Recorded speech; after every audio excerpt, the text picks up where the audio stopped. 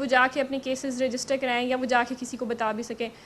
मेरी अपॉइंटमेंट से मेरा ख्याल है कि ये फ़र्क पड़ेगा कि ख़वातीन जो हैं वो ज़्यादा आसानी से अब आके अपने केसेस रजिस्टर करा सकती हैं और हम उनके प्रॉब्लम्स को देखेंगे भी और उनको रिजॉल्व भी करेंगे। पूरा लाहौर है डिस्ट्रिक्ट, उसकी सारी ज्यूरिस्डिक्शन जो है वो इनके पास है, तो जो भी वुमेन रिलेटेड इश्यूज़ हैं, किसी और थाने का भी अगर कोई इशू है तो वो यहाँ पे आके केस की रजिस्ट्रेशन। डीआईजी ऑपरेशंस का कहना है कि वुमेन पुलिस स्टेशन में लाहौर के किसी भी इलाके की खवातीन अपने मसाइल के हल के लिए आ सकती हैं। उनकी दरख्वास्तों पर फौरी कार्रवाई की जाएगी। कैमरामैन अरशद के साथ आमिर शहजाद, समा, लाहौर।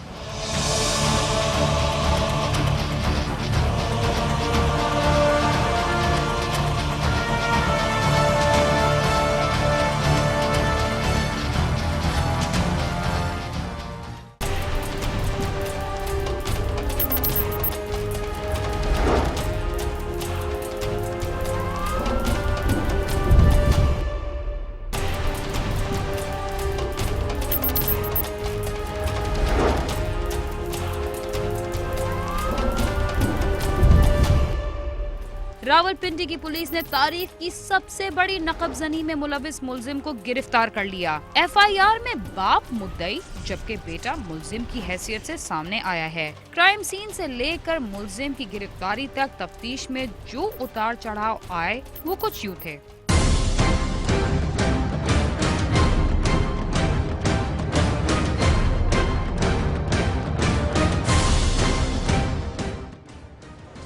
शहर के सराफा बाजार में सोने के जेवरात का काम करने वालों की बड़ी तादाद मौजूद है, लेकिन हीरे जैसे कीमती पत्थर का काम करने वाले बहुत कम हैं। इन्हीं कारीगरों में हाजी अनवारुल हक अल मारूफ अनवार दादा हैं, जो गुज़श्ता 60 साल से सोने के साथ साथ हीरे के जेवरात की तैयारी में महारत रखते हैं। 24 सितंबर की सुबह अनवार दादा जब अपनी दुकान खोलने के लिए न्यू सराफा बाजार पहुंचे तो उनकी दुकान के ताले टुकड़ों की सूरत में पड़े थे, जबकि बालाई मंजिल का दरवाजा भी टूटा हुआ था। दुकान के मालिक ने जब सेफ में रखे गए कीमती जेवरात देखे तो तमाम सामान चोरी किया जा चुका था। हीरे, सोने के जेवरात और नकदी की कुल मालियत 12 करोड़ रुपए बताई गई। पुलिस ने हाजी अनवार की मुद्दईयत में मुकदमा दर्ज करके तफ्तीश शुरू की। मुद्दई के मुताबिक 12 करोड़ रुपए के जेवरात में से 90% लोगों की अमानत थे।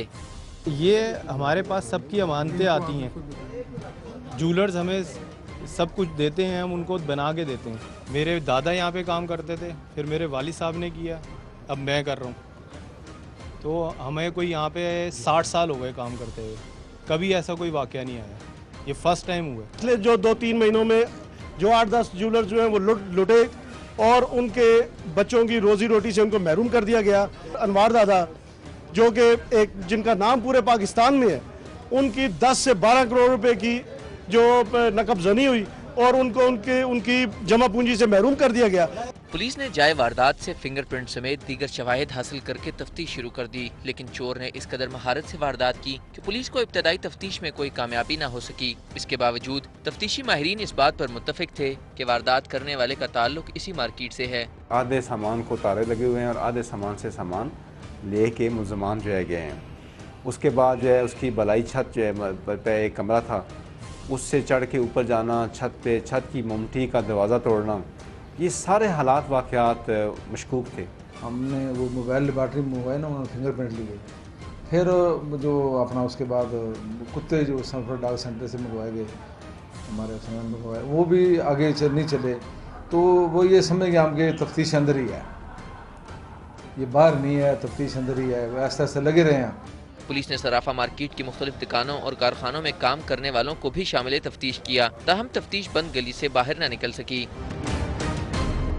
27 सितंबर की सुबह मुद्दई मुकदमा के बेटे अमार अहमद को एक फ़ोन नंबर से कॉल आई, जिसमें वारदात करने पर माफ़ी मांगी गई और बताया गया कि मसरूका सामान दुकान की छत पर पड़ा है, जिस पर पुलिस ने मौके पर पहुंचकर तमाम सामान कब्जे में ले लिया। सामान में 420 कैरेट हीरे, 4 किलो 88 ग्राम सोना और नकदी 20,290 रुपए शामिल थे। बहुत कीमती डायमंड हैं और बहुत कीमती सामान है कि एक एक चीज़ जो है वो करोड़ों रुपए की है।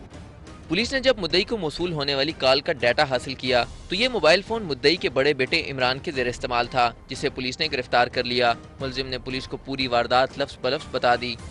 मोहम्मद सादक नाम का आदमी है, उसके नाम वो सिम काम करती थी, लेकिन वो कसूर कराने वाला था, उसकी आईडी नंबर आ गया।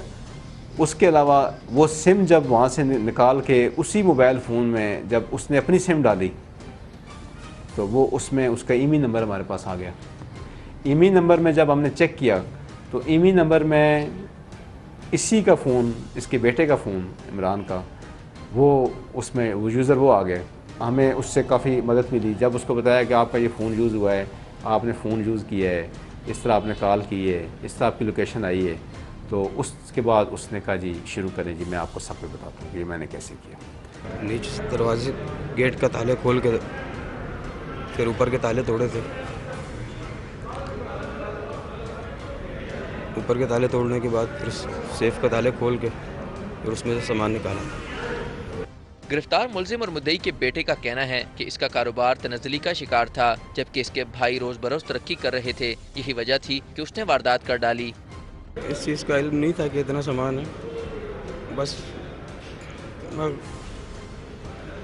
शैतान मेरे ऊपर सवार हो गया था। मेरे पास इतना पैसा वैसा नहीं था, भाइयों की जेलसी के अंदर बस मैं आ गया, बस गलती हो गई मेरे से। बस मेरा दिल घबरा रहा था, मेरा दिल मुतमईन नहीं था। फिर मैंने वापस जो है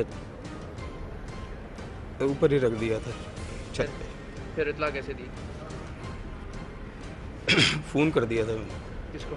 भाई को, अपने छोटे को। क्या बताया था आपने फ़ोन करके? मैंने कहा आपका सामान मैंने छत पर रख दिया है, मेरे से गलती हो गई, मुझे माफ़ कर दें। पुलिस के मुताबिक रावलपिंडी की सराफा मार्केट में होने वाली बेशतर वारदातों का ताना बाना यहाँ पर काम करने वाले मुलाजमीन के साथ जुड़ा होता है, जो अक्सर वारदातों में खुद मुलविस होते हैं। जो वारदात होती है वो ऊपर होती है, क्योंकि जो ऊपर लोग ये इस वारदात से जो पहले वारदातें हैं ना, उसमें ये हुआ कि वो जो कारखाने वाले हैं ना, उन्होंने वो लोगों को मकरूज होते हैं। कई लोग बाहर जाकर कोई किसी का कोई मोबाइल पर जुआ खेलता है, कुछ करता है, वो अपना लोगों के मानते उसके पास होते हैं काम के लिए, वो छुपाने के लिए, वो चोरी करके, तो वो कहते हैं मेरी चोरी हो गई है। ज़्यादा तकरीबन 90% झूठ होता है। समाजी माहिरीन का कहना है कि माशरे में होने वाले बेशतर जराइम की बड़ी वजह आम आदमी में जल्द अमीर बनने की ख्वाहिश है, जो इसे तमाम हुदूद पार करने पर मजबूर कर देती हैं। यही वजह थी कि एक बेटे ने बाप और भाइयों को लूटने को तरजीह दी। कैमरामैन नदीम शेख के साथ आमिर सईद अब्बासी, समा, रावलपिंडी।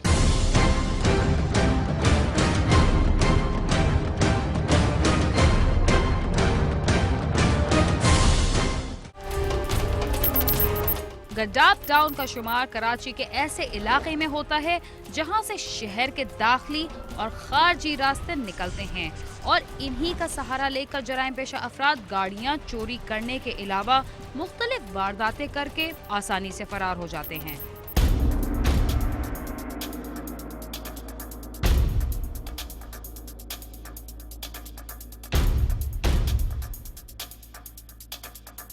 शहर में कई अरसे से जारी रहने वाली टारगेट किलिंग की लहर में काफ़ी हद तक कमी आई है। इस कमी की बड़ी वजह शायद शहर में जारी पुलिस और रेंजर्स की जानिब से किए जाने वाला टारगेटेड ऑपरेशन है। शहर के मुख्तलिफ इलाकों में रेंजर्स और पुलिस ऑपरेशन कर रही है, जिसके दौरान पुलिस ने अब तक 2 दर्जन से ज़ायद टारगेट किलर्स को गिरफ्तार करने के बाद भारी तादाद में असलहा भी बरामद किया है। जहां शहर में कानून नाफिज करने वाले इदारे ऑपरेशन कर रहे हैं, वहां गडाफ टाउन की पुलिस ने भी सोराब गोट और उसके इतराफ के इलाकों में सर्च ऑपरेशन किया। इस दौरान 3 टारगेट किलर को गिरफ्तार करके असलहा बरामद कर लिया गया। 2-3 टारगेट किलर्स जो है उनको अरेस्ट किया है और उनसे काफ़ी अहम इंकशाफात जो हैं वो सामने आए हैं। अब डिटेल्स में आपको मुकम्मल इसलिए नहीं बता सकता हूँ कि अभी क्योंकि कानूनी रिक्वायरमेंट्स हमारी ऐसी है और वो मामला चल रहे हैं कानूनी उसके हिसाब से, तो इंशाल्लाह ताला वो डिटेल्स आपके सामने आ जाएंगी। पुलिस का कहना है कि सुपर हाईवे पर स्ट्रीट क्राइम और बसों में लूटमार की वारदातें होती थीं, लेकिन 6 माह से स्ट्रीट क्राइम की वारदातों में कमी आई है, जबकि पुलिस ने बस में लूटमार के दौरान मोटरवे पुलिस के एहलकार को कत्ल करने वाले मुलजिम को भी गिरफ्तार किया है।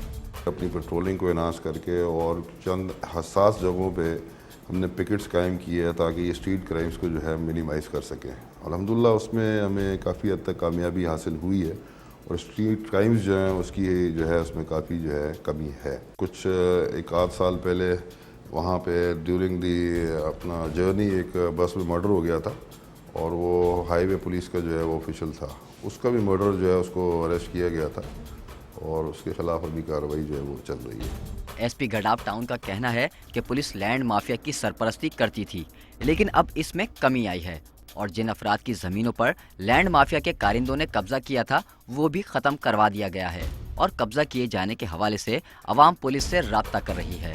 मेरे ज़माने में कहीं पुलिस इन्वॉल्व नहीं रही है और इंशाल्लाह होगी। माजी में क्या हो गया इसके लिए तो मैं कुछ नहीं कह सकता, लेकिन इस वक्त अल्हम्दुलिल्लाह कोई ऐसा नहीं है कि जिसमें कोई पुलिस की इन्वॉल्वमेंट से कोई कब्ज़ा किया गया हो।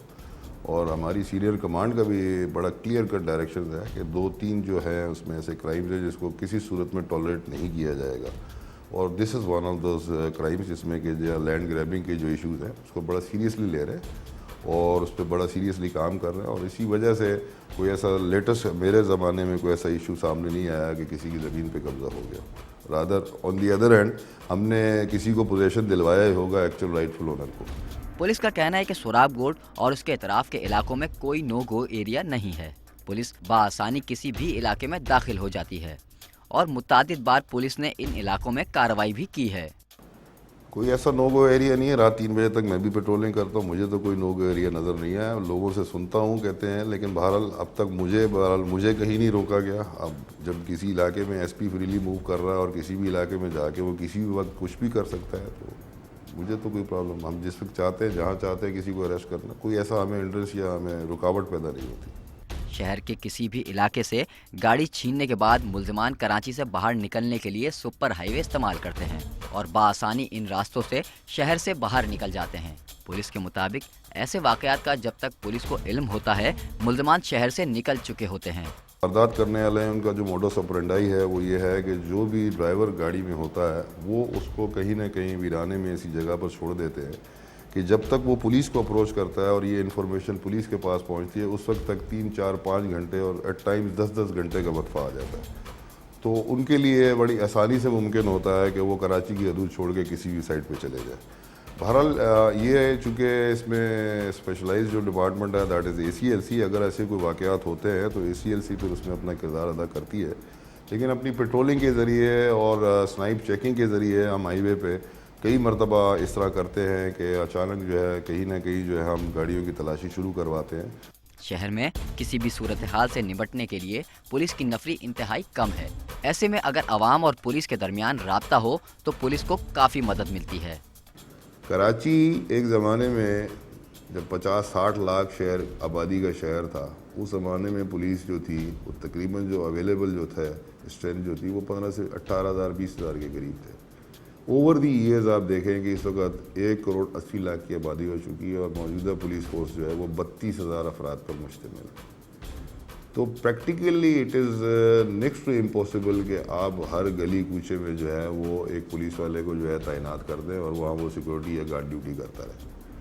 सोसाइटी जब तक अपना किरदार अदा नहीं करेगी उस वक्त तक जराइम को में काबू पाने में हमें वो जो लेवल है वो अचीव नहीं कर पाएंगे। पुलिस और आम शहरियों के दरमियान राब्तों को आसान बनाने के लिए अगर समाजी इदारे मुख्तलिफ प्रोग्राम तरतीब दें तो इससे जराइम में काफ़ी हद तक कमी आ सकती है। खुर्रम गुलजार, समा, कराची।